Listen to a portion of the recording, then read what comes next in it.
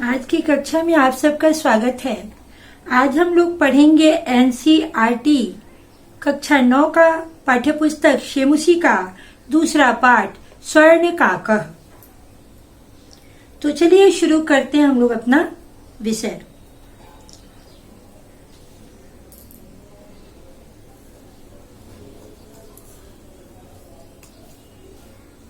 NCERT class 9 पाठ्य पुस्तक शेमुसी का दूसरा पाठ स्वर्ण काकः। हिंदी अनुवाद और अभ्यास प्रश्न। द्वितीय पाठः यानी कि दूसरा पाठ स्वर्ण काकः सोने का कौवा। इस पाठ्य में आपको सोने के कौवे के बारे में बताया गया है। सबसे पहले हम लोग प्रस्तावना को ध्यान से देखते हैं। प्रस्तुत पाठ से पद्म शास्त्री द्वारा रचित विश्व कथा शतकम नामक कथा संग्रह से लिया गया है। अर्थात स्वर्ण काकः पाठ जो है विश्व कथा शतकम से लिया गया है। विश्व कथा शतकम में 100 लोक कथाओं का संग्रह है। देश की विभिन्न देशों की 100 लोक कथाओं का संग्रह विश्व कथा शतकम में है। कथा शतकम यानी 100 कथाओं का संग्रह, जिसमें विभिन्न देशों की 100 लोक कथाओं का संग्रह है। यह वर्मा देश की एक श्रेष्ठ कथा है, जिसमें लोभ और उसके दुष्परिणाम के साथ साथ त्याग और उसके सुपरिणाम का वर्णन एक सुनहले पंखों वाले कौवे के माध्यम से किया गया है। स्वर्ण काकः पाठ में लोभ और उसके दुष्परिणाम और त्याग और उसके सुपरिणाम का वर्णन इस कथा में किया गया है। तो चलिए हम लोग पढ़ते हैं कथा को। पुरा कस्मिंश्चित् ग्रामे एका निर्धना वृद्धा स्त्री निवसत्। पुराने समय में या प्राचीन काल में कस्मिंश्चित् किसी गांव में एक बूढ़ी स्त्री रहती थी। तस्याश्चैका दुहिता विनम्रा मनोहरा च आसीत्। तस्या उसकी एक बेटी विनम्र और मनोहर थी। अर्थात उस बुढ़िया की एक बेटी थी जो नम्र यानी विनम्र थी और मनोहर यानी सुंदर थी। एकदा माता अस्थाल्यां तंडुल निक्षिप्य पुत्रीमा दिदेश। एक बार माता ने अस्थाल्यां थाली में चावलों को तंडुलम निक्षिप्य चावलों को रखकर पुत्री को आदेश दिया। सूर्यातपे तंडुलान खगेभ्यो रक्ष। सूर्य की धूप में चावलों की पक्षियों से रक्षा करो। किंचित कालांतरम एको विचित्र काकः समुदीय तामुपाजगाम। कुछ समय बाद, किंचित कालांतरम कुछ समय बाद, एको विचित्र काकः एक विचित्र कौवा समुदीय उड़कर ताम उपजगाम उसके पास आया। किसके पास? तो चावलों के पास। न तादृशं स्वर्ण पक्षो रजत चंचु स्वर्ण काकस्तया पूर्वम दृष्ट। उसने सोने के पंखों वाला और चांदी के चोंच वाला सोने का कौवा पहले कभी नहीं देखा था। तम तंडुलान खादंतम हसंतम च विलोक्य बालिका रोदितुम आरब्धा। तम उसको तंडुलान चावलों को खाते हुए और हंसते हुए विलोक्य देखकर बालिका रोदितुम आरब्धा रोने लगी। तम निवारयन्ती उसको मना करती हुई सा प्रार्थयत वह प्रार्थना करने लगी। तंडुलान माँ भक्ष्य चावलों को मत खाइए। मदीय माता अतीव निर्धना वर्तती। मदिया मेरी माँ बहुत ही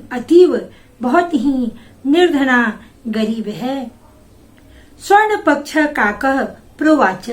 सोने के पंखों वाला कौवा बोला, माँ शुचः मत सोचो सूर्योदयात् प्राक् ग्रामाद वही पिप्पल वृक्ष मनु त्वया गंतव्यम। सूर्योदय से पहले ग्राम के बाहर, ग्रामाद वही ग्राम से बाहर, पीपल वृक्ष मनु, पीपल के वृक्ष के पीछे, पीपल वृक्षम अनु, पीपल के वृक्ष के पीछे, त्वया आगंतव्यम तुम आना, अहम तुभ्यम तंडुलम मूल्यम दास्यामि, मैं तुम्हें चावलों का मूल्य दूंगा। प्रहर्षिता बालिका निद्रामपि न लेभी, खुशी के मारी वह बालिका सो भी न सकी, अर्थात उसको नींद भी न आई। सूर्योदयात् पूर्वमेव सा तत्रोपस्थिता, सूर्योदय से पहले ही वह वहां उपस्थित थी। वृक्षस्योपरि विलोक्य सा च आश्चर्यचकिता संजाता, और वृक्ष के ऊपर देखकर वह आश्चर्यचकित हुई। यत तत्र स्वर्णमया प्रसादो वर्तति, कि यहाँ सोने का भवन है। यदा काकः शायित्वा प्रबुद्धस्तदा तेन स्वर्ण गवाक्षात् कथितम् हहो बाली, यदा यानी जब, कौवा सोकर, प्रबुद्धस्तदा यानी उठा, यह जगा, तेन उसने, स्वर्ण गवाक्षात् कथितम सोने की खिड़की से कहा, हहो बाली, अरे बालिका तुम आगता, तुम आ गई। तिष्ठ ठहरो, अहम त्वत्कृते सोपानम अवतारयामि, मैं तुम्हारे लिए सीढ़ी उतारता हूँ। तत्कथय, तो कहो, स्वर्णमयम रजतमयमुतम ताम्रमयम वा, सोने की सीढ़ी उतारूं या चांदी की या तांबे की। कन्या प्रवाचित, कन्या बोली, अहम निर्धना मातु दुहिता अस्मि, मैं गरीब माँ की बेटी हूँ। ताम्र सोपानी नैव आगमिष्यामि, तांबे की सीढ़ी से ही आऊंगी। परम स्वर्ण सोपाने सा स्वर्ण भवन मास सादा, परंतु सोने की सीढ़ी से वह सोने के भवन में पहुंची। चीरकालम भवने चित्र विचित्र वस्तुनि सज्जितानि दृष्ट्वा सा विस्मयं गता, बहुत देर तक, चीरकालम यानी बहुत समय तक, भवने भवन में, चित्र विचित्र अनोखी वस्तुओं को सजा हुआ देखकर वह आश्चर्यचकित हुई। श्रांताम ताम विलोक्य काकः प्राह पूर्वम लघु प्रातराशम क्रियताम, उसको थका हुआ, ताम श्रांताम, उसको थका हुआ, विलोक्य देखकर कौवा बोला, पहले लघु प्रातराशम क्रियताम, पहले नाश्ता करो। वद त्वम स्वर्ण स्थाल्याम भोजनम करिष्यसि किम वा रजत स्थाल्याम मुत भोजनम, सॉरी फिर से देखेंगे। वद त्वम स्वर्ण स्थाल्याम भोजनम करिष्यसि किम वा रजत स्थाल्याम उत ताम्र स्थाल्याम, कहो तुम सोने की थाली में भोजन करोगी कि चांदी की थाली में या तांबे की थाली में। बालिका व्यजहार, लड़की बोली, ताम्र स्थाल्याम ये वाहम, तांबे की थाली में ही, ताम्र स्थाल्याम एव अहम, तांबे की थाली में ही, निर्धना भोजनम करिष्यामि, मैं गरीब भोजन करूंगी। तदा सा कन्या चा आश्चर्यचकिता संजाता यदा स्वर्णकाकेन स्वर्ण स्थाल्याम भोजनम परिवेशितम, तब वह कन्या आश्चर्यचकित हुई जब सोने के कौवे के द्वारा सोने की थाली में भोजन परोसा गया। नैतादृकम स्वादु भोजनम अद्यावधि बालिका खादितवती, उसने वैसा स्वादिष्ट भोजन उससे पहले कभी नहीं खाया था। काको ब्रुते, कौवा बोला, बालिके अहम इच्छामि, हे लड़की मैं चाहता हूँ, यत तुम, कि तुम सर्वदा चत्रैव तिष्ठ, हमेशा यहीं रहो। परम तो माता वर्तते चैकाकिनी, परंतु तुम्हारी माता अकेली है। तुम शीघ्रमेव गृहं गच्छ, तुम शीघ्र ही घर जाओ। इति उक्त्वा काकः कक्षाभ्यन्तरा तिस्रो मंजुषा निसार्य ताम प्रत्यावदत्। ऐसा कहकर कौवा कमरे के भीतर से 3 मंजुषा पेटियों को निकालकर ताम प्रत्यावदत् उससे बोला, बालिकी यथेच्छम गृहाण मंजुषाम एकाम। हे लड़की, जो चाहो, जो इच्छा हो, यथेच्छम जो इच्छा हो, एक पेटी ग्रहण करो। लघुत्तमाम मंजुषाम प्रगृह बालिकया कथित मियदेव मदीय तंडुलानाम मूल्यम। एक छोटी पेटी को ग्रहण करती हुई बालिका के द्वारा कहा गया कि मेरे चावलों का मूल्य यही है। गृहम आगत्य तया मंजुषाम समुद्घाटिता। घर आकर उसके द्वारा पेटी को खोला गया। तस्याम महारहाणी हीरकाणी विलोक्य सा प्रहर्षिता तद्दिना धनिका च संजात। उसने उसमें अनमोल हीरो को देखकर वह प्रहर्षिता खुश हुई और उस दिन से वह धनिक हो गई। तस्मिन्नेव ग्रामी एका अपरा लुब्धा वृद्धा निवसत्। उसी गांव में एक दूसरी लोभी बूढ़ी स्त्री रहती थी। तस्या अपि एका पुत्री आसीत्। उसको भी एक बेटी थी। ईर्ष्या सा तस्य स्वर्णकाकस्य रहस्यं भी ज्ञातवती। ईर्ष्या के कारण उसे स्वर्ण कौवे का रहस्य मालूम हो गया। सूर्यातपे तंडुलं निक्षिप्य तया अपि स्वसुता रक्षार्थम नियुक्ता। सूर्य की धूप में चावलों को रखकर उसके द्वारा भी अपनी बेटी को रक्षार्थम रक्षा के लिए नियुक्त किया गया। तथैव स्वर्ण पक्ष काकः तंडुलान भक्षयन्। वही सोने के पंखों वाला कौवा चावलों को खाने लगा। तामपि तत्रैव कार्यत्। उसके द्वारा भी वही कहा गया। प्रातस्तत्र गत्वा सा काकम निर्भर्त्सयन्ती प्रोवाचत भो नीच काकः। प्रातः वहां जाकर की वह कौवे की निंदा करती हुई बोली, भो नीच काकः, अरे नीचे कौवे, अहम आगता, मैं आ गई हूँ। मह्यम तंडुलम मूल्यम प्रेक्ष, मुझे चावलों का मूल्य दो। काको अब्रवीत, कौवा बोला, अहम त्वत्कृते सोपानम उतार्यामि, मैं तुम्हारे लिए सीढ़ी उतारता हूँ। तत्कथय, तो कहो, स्वर्णमयम रजतमयम ताम्रमयम वा। सोने की सीढ़ी उतारूं या चांदी की या तांबे की। गर्वितया बालिकया प्रोक्तम, घमंडी लड़की के द्वारा बोला गया। स्वर्णमयेन सोपानेन नाह मागच्छामि। उस घमंडी लड़की के द्वारा बोला गया, सोने की सीढ़ी से ही मैं आऊंगी। परम स्वर्ण काकस्तत्कृते ताम्रमयम सोपानमेव प्रायच्छत्। परंतु सोने के कौवे ने उसके लिए तांबे की सीढ़ी दी। स्वर्ण काकस ताम भोजनम अपि ताम्रभाजने हैकार्यत्। सोने के कौवे ने उसको भोजन भी तांबे की थाली में ही कराया। प्रतिनिवृत्ति काले स्वर्ण काकेन कक्षाभ्यंतरा तिस्रो मंजुषा तत्पुरा समुक्षिप्ता। प्रतिनिवृत्ति काले यानी लौटने के समय सोने के कौवे के द्वारा कक्षाभ्यंतरा तिस्रो मंजुषा, कमरे के भीतर से 3 पेटियां निकालकर तत्पुरा समुक्षिप्ता, उसके सामने रखा।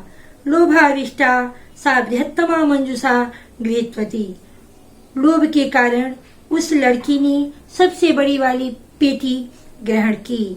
गृहमागत्य सा तार्षिता यावद मंजुषा मुद्घाट्यति। घर आकर जब वह खुशी के मारे पेटी को खोलती है तावत तस्याम भीषण कृष्ण सर्पो विलोकिता, तो उसमें उसे भयानक काला सांप दिखाई देता है। लुब्धया बालिकया लोभस्य फलम प्राप्तम, लोभी लड़की को लोभ का फल प्राप्त हुआ। तदंतरम सा लोभम पर त्यजत, उसके बाद से उसने लोभ को छोड़ दिया, यानी लोभ का परित्याग कर दिया। तो इस प्रकार से इस पाठ के द्वारा हम लोगों ने ये देखा कि किस प्रकार से त्याग का सुपरिणाम, यानी उसे हीरो से भरी हुई पेटिका मिलती है और गर्विता घमंडी लड़की को लोभ का दुष्परिणाम, उसे बक्से में भयानक सांप मिलता है। तो इस पाठ के माध्यम से हम लोगों ने सीखा। अब हम लोग चलेंगे इसके अभ्यास प्रश्नों को हल करेंगे। छात्रों से मेरा अनुरोध है कि आप इस पाठ के कठिन शब्दों को याद कर लेंगे, जिससे आपके लिए ये पाठ जो है आसान हो जाएगा। अभ्यास प्रश्न को हम लोग देखते हैं। क्वेश्चन नंबर 1 में अधोलिखितानां प्रश्नानां उत्तराणि संस्कृत भाषया लिखत। नीचे लिखे गए प्रश्नों का उत्तर संस्कृत भाषा में लिखना है। संस्कृत भाषा में आपको उत्तर देना बहुत आसान है।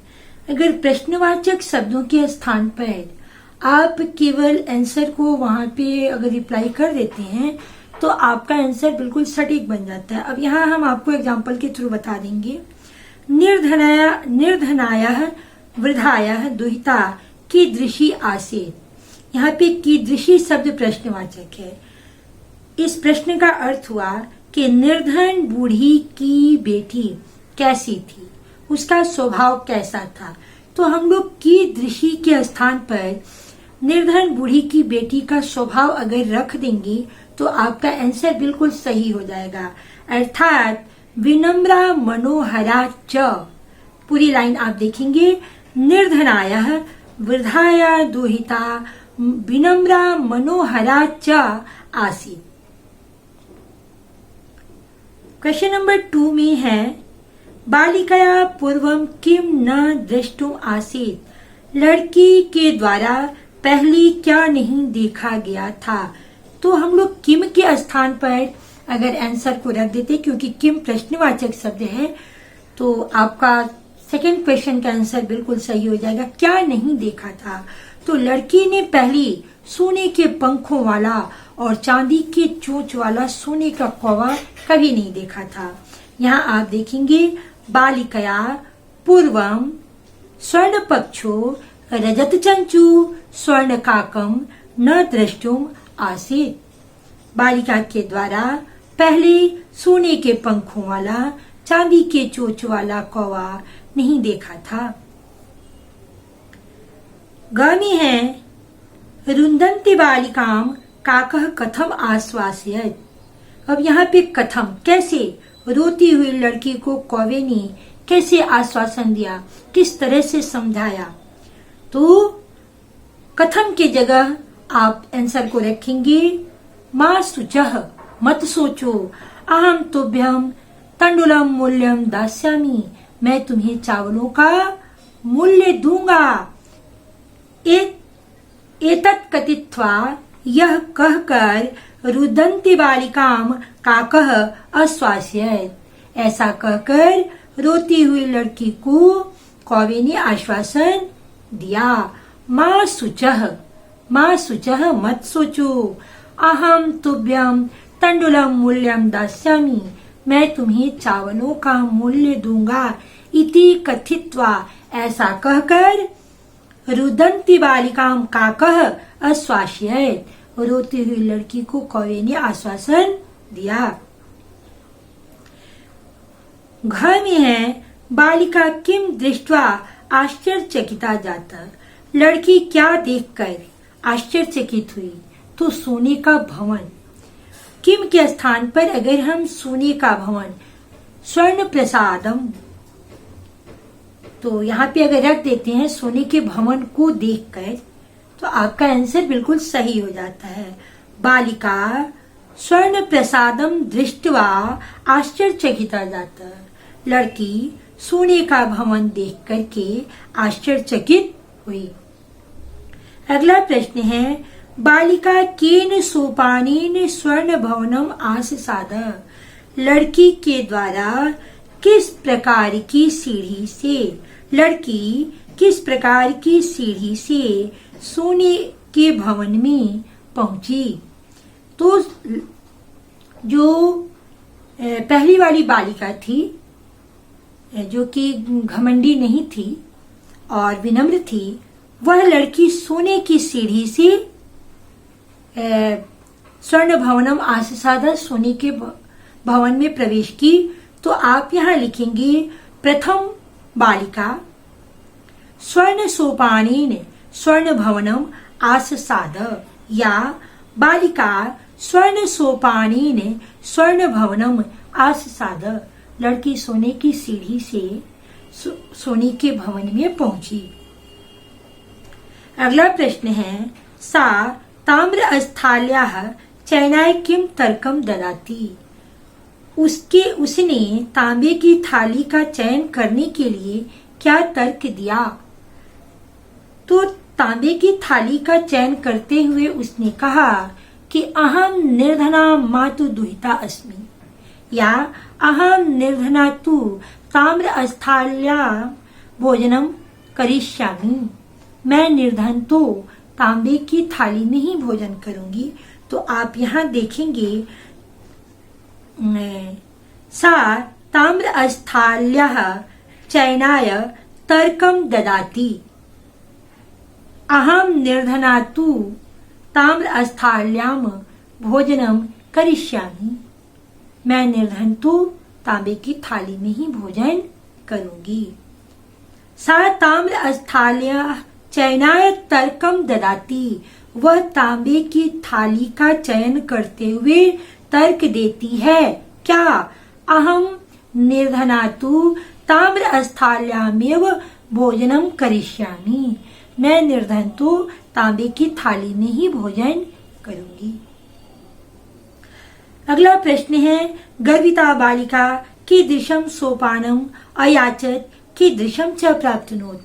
घमंडी लड़की के द्वारा किस तरह की सीढ़ी मांगी और उसे कैसी सीढ़ी प्राप्त हुई। तो गर्विता बालिका लड़की ने सोने की सीढ़ी मांगी। ताम्र सोपानम च प्राप्तनोत, और उसे तांबे की सीढ़ी प्राप्त हुई। तो इस प्रकार से हम अगर प्रश्नवाचक शब्दों के स्थान पे आंसर को रख देते हैं तो हमारा संस्कृत का आंसर 100% सही हो जाता है। अगर आप इसका अभ्यास करेंगे तो आप देखेंगे कि संस्कृत में उत्तर देना बिल्कुल आसान है। अब हम लोग चलते हैं क्वेश्चन नंबर 2 में। अधोलिखितानाम शब्दानाम विलोम पदम पाठात चित्वा लिखा है। नीचे लिखे गए शब्दों का विलोम पद जो है वो पाठ से चुनकर लिखना है। पश्चात, पश्चात का मतलब होता है बाद में, तो इसका विलोम होगा पूर्वम। हसितुम, हंसने के लिए। रोदितुम, रोने के लिए। अधः, नीचे। ऊपरी, ऊपर। श्वेतः, सफेद। कृष्णः, काला। सूर्यास्त, यानी सूर्य का अस्त होना, डूबना। सूर्योदय, सूर्य का उगना। सुप्तः, यानी सोकर या सोया हुआ। जागृतः, यानी उठा हुआ। और प्रबुद्ध का मतलब होता है जगना। क्वेश्चन नंबर 2 के ख में हम लोगों को संधि विच्छेद संधि करनी है। तो निह जोड़ अवसत। निह जोड़ अवसत में आप देख रहे हैं न के साथ हरस्व ई की मात्रा लगी है। तो हरस्व ई की मात्रा जब अ से मिलेगी तो ई जो है य में बदल जाएगा और अ जो है न जो है वह स्वर रहित हो जाएगी, यानी आधा न हो जाएगा। तो आधा न हो गया और नी जो है य में बदल गया, आप यहाँ देख रहे हैं। और वसत है सो ज्यों का त्यों लिखा गया। तो आपका हो जाएगा नी जोड़ अवसत न्यवसत। दूसरा है सूर्य, सूर्य जोड़ उदय। तो य का सूर्य, य का अ और उ मिलकर के ओकार में बदल जाएगा, यानी ओ हो जाएगा। आपकी संधि होगी सूर्योदय। वृक्षस्य य का अ और उ मिलकर के ओ हो जाएगा, आपकी संधि होगी वृक्षस्योपरि। ही जुड़ अकार्य, आप यहाँ भी देख रहे हैं हमें हरस्व ई की मात्रा है और अ मिलकर के ये क्या होगा, ई जो है य में बदल जाएगी और ह जो है आधा ह हो जाएगा, यानी य कार्यत। अगला है च जोड़ एकाकनी, तो च का अ और ये मिलकर के ए हो जाएगा, यानी चैकाकिनी। इति जोड़ उक्तवा, तो त का ई और उ मिल करके आप देखते त का ई जो है वह य में बदल जाएगा और उ की मात्रा उसमें जुट जाएगी, यानी इत युक्तवा। यह जो है वो इति ती का ई जो है वह य में बदल गया और त जो है हलंत के रूप में हो जाएगा और उ जो है वो य के साथ मात्रा के रूप में जुड़ जाएगा, आपकी संधि हो जाएगी इति युक्तवा। अगला है प्रति जोड़ अवदत, यहाँ पर भी ई जो है य में बदल जाएगा और त हलंत के रूप में हो जाएगा, आपकी संधि हो जाएगी प्रत्यावदत। प्रजोड़ उक्तम, तो प्र का अ और उ मिलकर के ओकार में बदल जाएगा, संधि होगी प्रोक्तम। तत्र जोड़ एव, त्र का अ और ए मिलकर के ए हो जाएगा, आपकी संधि होगी अत्रैव। अत्र जोड़ एव अत्रैव। तत्र जोड़ उपस्थिता, यहाँ पर भी आप देखेंगे त्र का अ और उ मिलकर के ओ हो जाएगा, आपकी संधि होगी तत्रोपस्थिता। यथा जोड़ इक्षम, था का आ और ई मिलकर के ए हो जाएगा, आपकी संधि होगी यथेक्षम। क्वेश्चन नंबर 3 में स्थूल पदान्यधिकृत्य प्रश्न निर्माणम कुरुत, ये जो मोटे अक्षरों में शब्द दिए गए हैं उनसे आपको प्रश्न निर्माण करना है। तो सबसे पहले प्रश्न निर्माण करते समय छात्र ये ध्यान देंगे कि आपका जो ये संज्ञा शब्द यहाँ पे दिया गया है उसका लिंग और वचन क्या है, और उसके लिंग वचन को डिसाइड करके वहां पे आप किम शब्द का रूप उस विभक्ति के अनुसार और उस वचन के अनुसार वहां पे रखेंगे। तो हम लोग यहाँ देखते हैं ग्रामीण निर्धना स्त्री अवसत, गांव में निर्धन स्त्री रहती थी। निर्धना जो है स्त्री का विशेषण है। स्त्री कैसी थी, तो निर्धना थी। स्त्री स्त्रीलिंग शब्द है, इसके लिए निर्धना विशेषण का प्रयोग किया गया है। अब निर्धना प्रथम पुरुष का है और एक वचन है, तो यहाँ पे आप लोग क्या करेंगे, किसका प्रश्नवाचक, आप स्त्रीलिंग का प्रथम पुरुष का एक वचन यानी का, तो ग्रामे का अवसर, गांव में कौन रहती थी, यहाँ पे का प्रयोग होगा निर्धना स्त्री के जगह पे। स्वर्ण काकम, सोने के कौवे को, निवारयंती बालिका प्रार्थयत, मना करती हुई लड़की प्रार्थना करने लगी। अब आप देख रहे हैं स्वर्ण काकम द्वितीय विभक्ति का एक वचन है और यह पुल्लिंग है। तो अब हम लोग द्वितीय विभक्ति के द्विवचन में एक वचन में, द्वितीय विभक्ति के एक वचन में पुल्लिंग में कम का प्रयोग करेंगे, यानी कम निवारयंती बालिका प्रार्थयत, किसको मना करती हुई लड़की प्रार्थना करने लगी। अगला प्रश्न है सूर्योदयात पूर्व में वह बालिका तत्र उपस्थिता। सूर्योदयात, यहाँ आप देख रहे हैं कि सूर्योदय से पहले यहाँ पंचमी विभक्ति का प्रयोग किया गया है। तो अब हम पंचमी विभक्ति और सूर्योदय शब्द जो है वो पुल्लिंग है, तो यहाँ पे किम का पुल्लिंग शब्द रूप जो होगा पंचमी विभक्ति में, उसको यहाँ हम लोग यूज लाएंगे, यानी कस्मात। कस्मात पूर्व में वह बालिका तत्र उपस्थिता, किससे पहले लड़की वहां उपस्थित थी। अगला प्रश्न है बालिका निर्धना मातु दुहिता आसीत, लड़की निर्धन माँ की बेटी थी। तो निर्धना मातु में आप देख रहे हैं कि स्त्रीलिंग है और षष्ठी विभक्ति का एक वचन है। तो यहाँ पे हम लोग किम का स्त्रीलिंग का षष्ठी विभक्ति का एक वचन रूप यहाँ पे यूज करेंगे, यानी बालिका कस्या दुहिता आसीत, किसकी बेटी थी। अगला प्रश्न है लुब्धा वृद्धा काकस्य रहस्यम भी ज्ञातवती। लोभी स्त्री कौवे का रहस्य जान गई। तो अब यहाँ देख रहे हैं स्वर्ण काकस्य। स्वर्ण काकस्य जो है वो षष्ठी विभक्ति का एक वचन है और पुल्लिंग है, यानी लुब्धा वृद्धा कस्य रहस्यम भी ज्ञातवती। लोभी स्त्री किसका रहस्य जान गई। अब हम लोग चलते हैं क्वेश्चन नंबर 4 में। क्वेश्चन नंबर 4 में प्रकृति प्रत्यय संयोगम कुरुते, प्रत्ययों को जोड़ करके शब्द बनाना है। पाठात चित्वा व लिखत, पाठ से चुने और लिखें। सबसे पहले आप ये जानिए कि क्षत्रिय प्रत्यय का प्रयोग जो है धातु के अंत में किया जाता है और यह जो है कृत प्रत्यय है और इससे जो क्रिया बनती है वो वर्तमान काल की क्रिया बनती है। जैसे हसत, हस धातु में क्षत्रिय प्रत्यय जोड़ा जाएगा तो क्षत्रिय प्रत्यय जोड़ने के बाद इसमें अन अथवा अत शब्द शेष बच जाता है। जैसे हस में अगर क्षत्रिय प्रत्यय जोड़ेंगे तो क्षत्रिय के स्थान पे अत या अन रहेगा।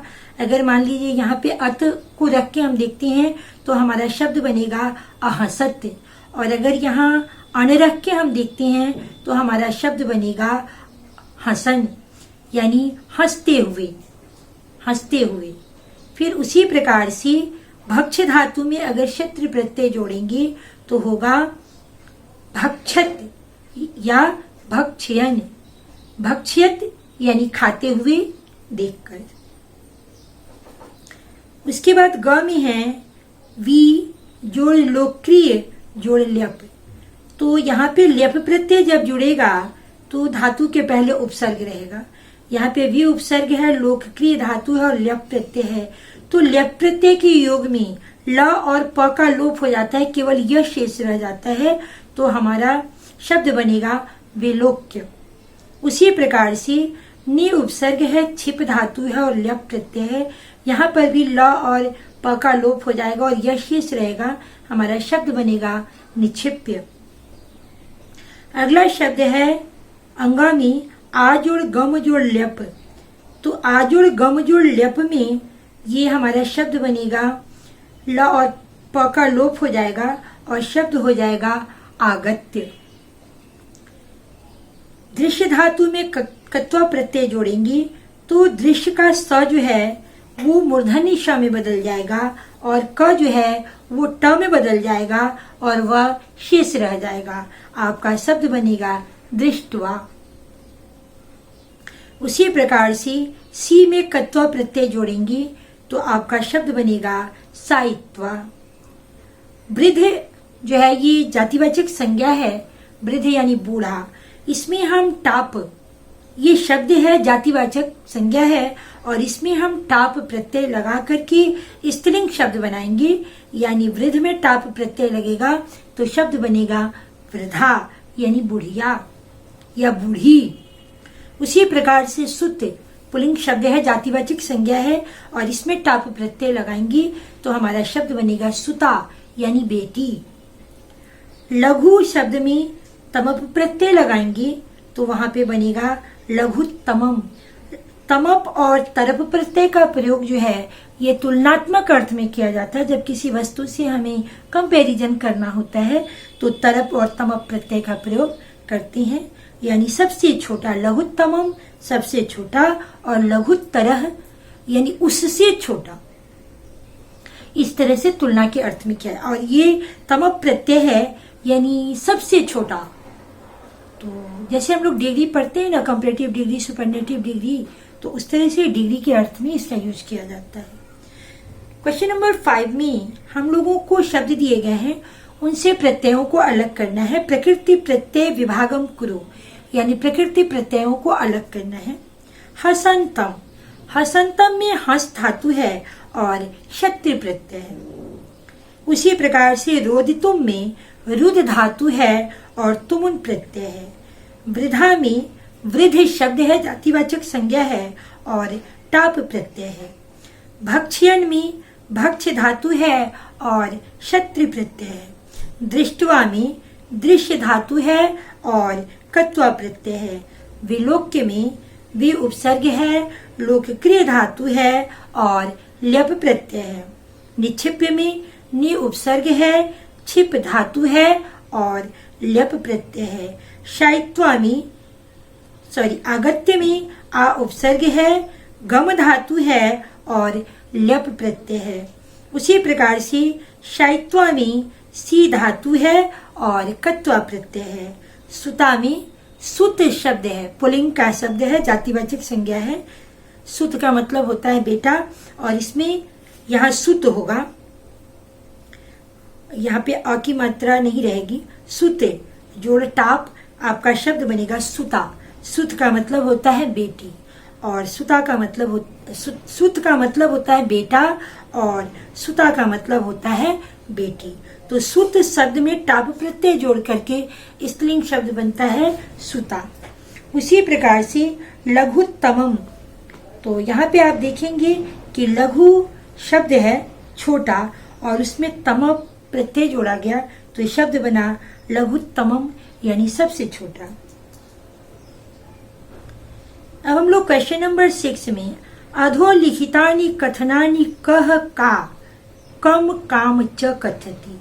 कह पुल्लिंग के लिए और का स्त्रीलिंग के लिए। कौन, कम किसको पुल्लिंग के लिए और काम किसको स्त्रीलिंग के लिए। यानी ये कथन जो है कौन किसको कहता है। तो हम लोग शुरू करते हैं क्वेश्चन नंबर 6 से। क में है पूर्वम प्रातराशः क्रियताम, पहले सुबह का, प्रातराशम यानी सुबह का नाश्ता करो।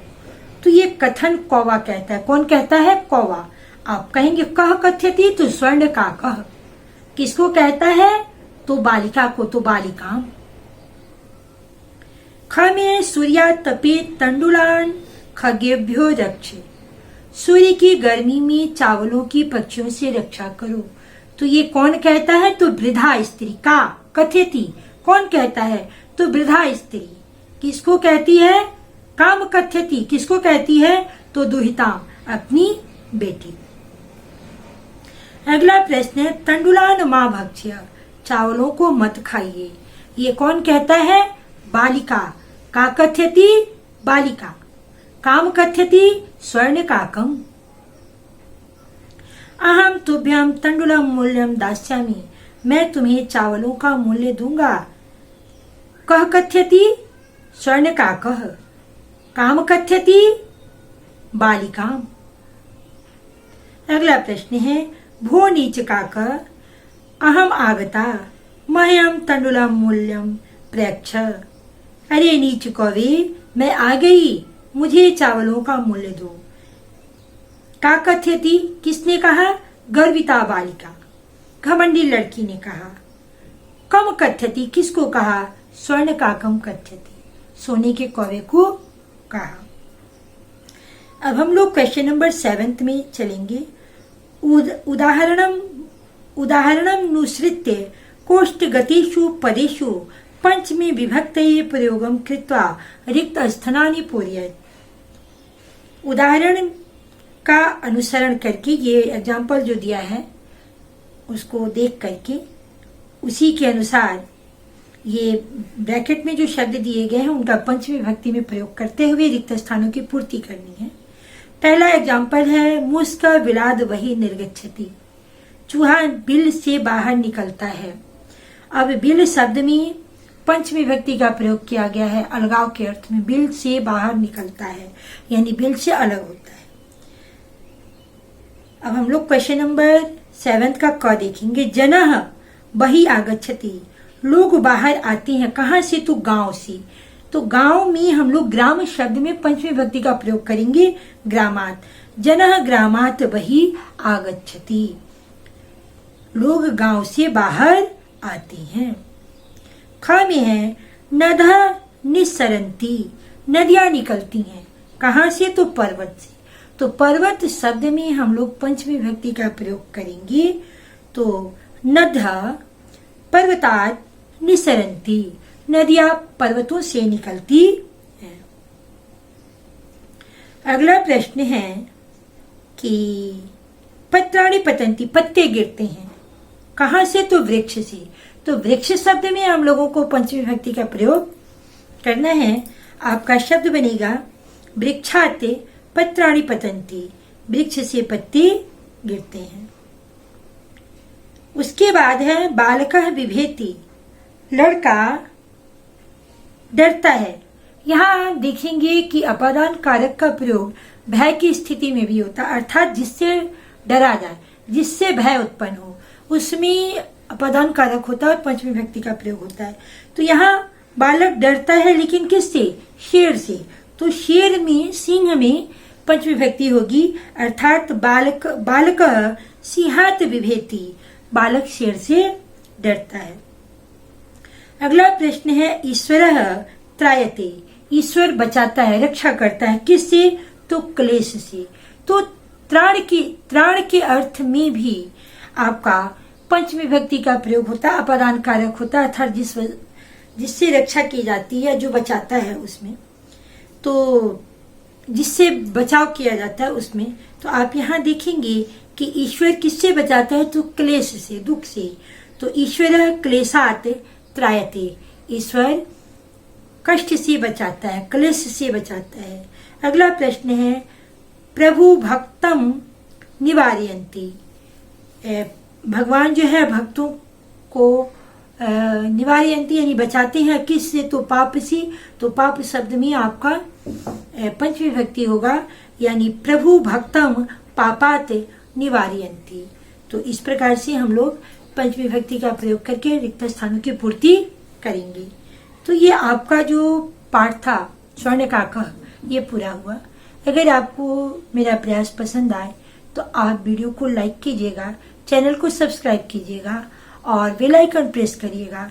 इसे ज़्यादा से ज़्यादा लोगों में शेयर करिएगा और अपना सुझाव अवश्य दीजिएगा। धन्यवाद।